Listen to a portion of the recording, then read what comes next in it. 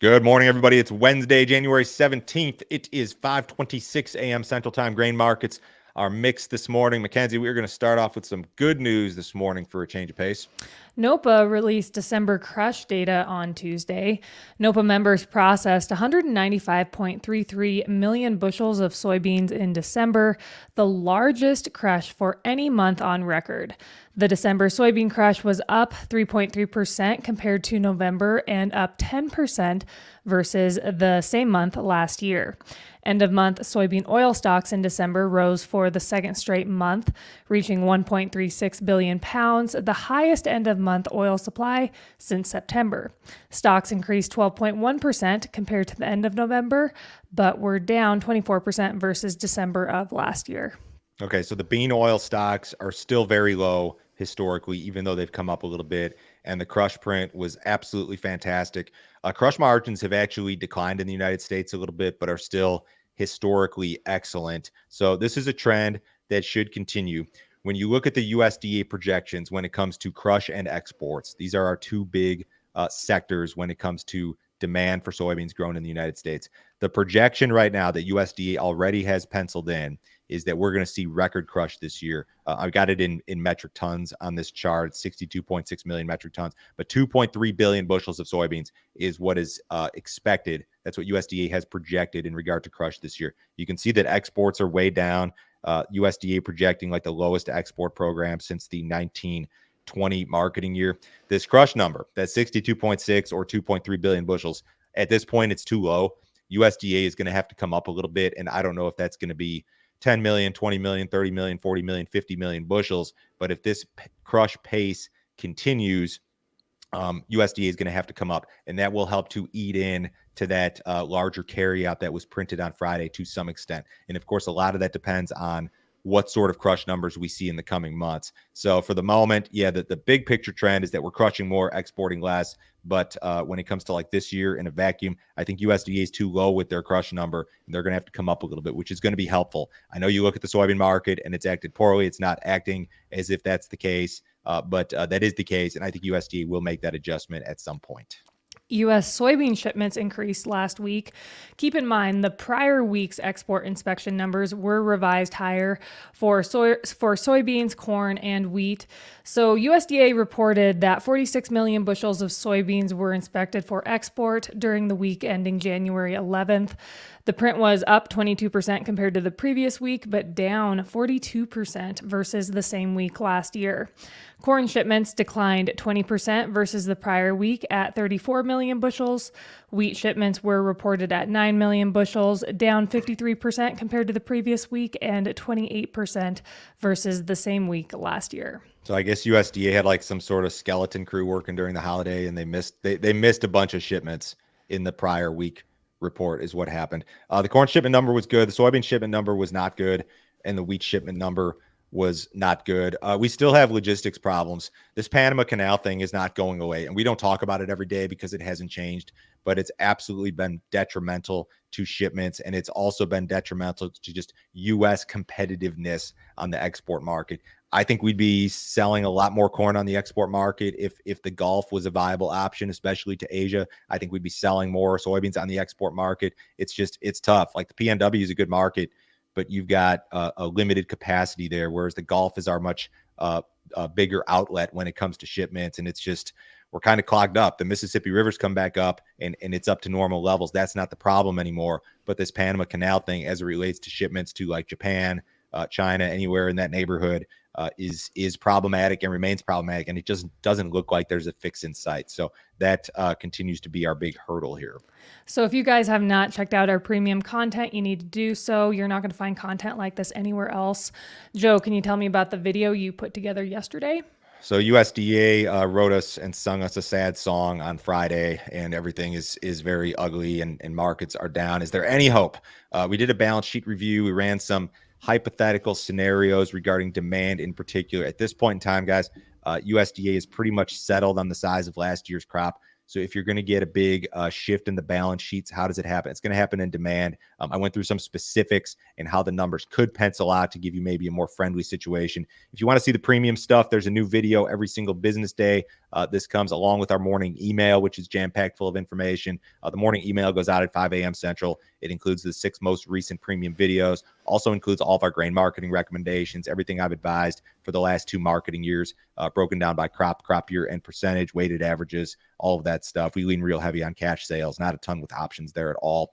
Remember, guys, this is the best way to support what we're doing here. If you like the podcast and the YouTube channel, you will love the premium stuff. I promise. It's a $50 per month subscription. You can cancel at any time. No other fee, no other obligation. Nobody will try to sell you anything else. Give that deal a shot this morning. USDA reported a flash sale of corn on Tuesday. U.S. exporters sold 126,700 metric tons of corn to Mexico for delivery during the current marketing year.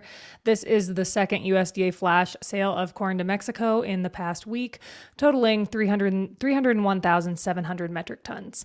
We've been selling and shipping a lot of corn to our neighbors, both to the north and to the south, Canada and Mexico, because the shipments via rail don't have our you're not restricted by Panama Canal issues or anything along those lines. So Mexico has been a very reliable corn buyer.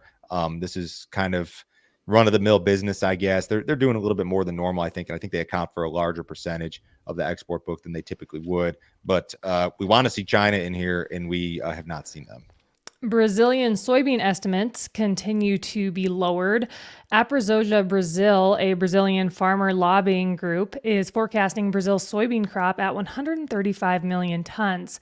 The estimate is based on hot and dry weather, along with heavy rains that are now disrupting harvest. The group's lower crop prediction helped soybean futures firm on Tuesday. Aprosoja's estimate is well below CONAB's projection of 155 million tons and the USDA's estimate of 157 million tons. I think it's AproSoja. Our Brazilian we go. Our Brazilian watchers and listeners are going to be very upset with you. They grow the soya. Sorry. In any case, so you've got a farmer group with the lowest estimate of anybody out there. And Mackenzie, I don't know this for a fact, but I have been told, I've heard stories of farmers lowballing the crop. I've heard it in the United. I've heard stories of that in the United States and also in Brazil. I'm not naming any names. So this I'm just joking around, guys. This is a really low number. This is the lowest number out there, 135. Okay, if that's the case, it's not because of present or future weather. The situation looks good. They're going to catch rain in Brazil the next 10 to 15 days. It looks pretty wet. If that number is in fact real, I'm not saying it's not. I'm not saying 135 is not real. I have no idea. I know where the other estimates are. The other estimates are all in the 150 to 155 range for the most part. But if it's real, it's because of the early drought, October, November. It was too dry, and they just couldn't recover from it. And we'll have a chart with that and some of the Argentina stuff here in a second. According to the Rosario Grain Exchange, Argentina's corn and soybean forecasts will likely continue to climb. Ample rainfall has boosted both crops. Currently, the exchange is forecasting the country's corn crop at 59 million tons and its soybean crop at 52 million tons. Argentina's corn crop is slated to be record high this season, and the country's soybean crop is expected to be the highest since 2019. Look at this headline. Argentina set for soy, corn, super harvest. It's a super harvest in Argentina. It's going to be phenomenal. Okay, so here's the chart I mentioned. So in this chart, I took Brazil down to 135, which is the estimate from the farmer group, the super low ball estimate. I brought Argentina up to 52, which is what is now being projected. I don't think anybody's going to argue with that too much. You're still talking a record crop, even with Brazil down to 135. You got combined Brazil-Argentina production at 187. The prior record harvested in 2021 was 185 and change. So it's tough to get this. It's tough to get this thing to not be a record crop the way that it looks now. And this is only one part of the equation when it comes to like global supply and demand. The other part, we had a chart about Chinese soybean crush margins, I think last week or 2 weeks ago, and they're just not good. So the demand from your largest buyer has been lacking to some extent. So this is not the only thing that matters, but it's definitely one of the things that matter. Farmer support helped Donald Trump win the Republican nomination in Iowa on Monday.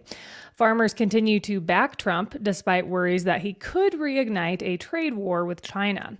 According to a poll by AgriPulse, 39% of farmers across the nation support Trump. When Trump was in office, he handed out $28 billion to farmers to lessen the impact of his trade dispute with China. Last August, Trump proposed a 10% tariff on all imported goods, a move that could cause retaliation from other nations and harm U.S. exports if Trump were to be reelected. We don't do politics here, but you should very much consider the idea that Trump may in fact be president a year from now, and the implications that come along with that. So if you get into this tariff situation again, this is the chart that I had earlier. Look at the 2018-2019 marketing year and look at the 2019-2020 marketing year. And look how low the exports were for soybeans that year. That was a direct result of the tariffs and the trade war with China. Now, China during that time frame was able to avoid U.S. soybeans to a significant degree because they had African swine fever. They had issues of their own. And I think that just the trend of selling less soybeans to China is not going anywhere. China doesn't want to buy soybeans from the United States. They would much rather buy soybeans from Brazil. We are the residual supplier of soybeans to China. They buy what they can't buy from Brazil, from us here in the United States. Now, Trump, there were a whole bunch of subsidies along with that. They had the trade war payments or whatever you call them. So I don't know. There's a lot of things, and I know there's a lot of mixed feelings regarding the White House and the election and all of that. I have no hot take on it, but there are absolutely grain market implications if Trump is back in the White House a year from now. If you guys have political hot takes, drop them in the YouTube comments. I won't get mad. What did cattle do yesterday? Cattle futures strengthened on Tuesday. Feeder cattle futures closed an average of $1.16 higher.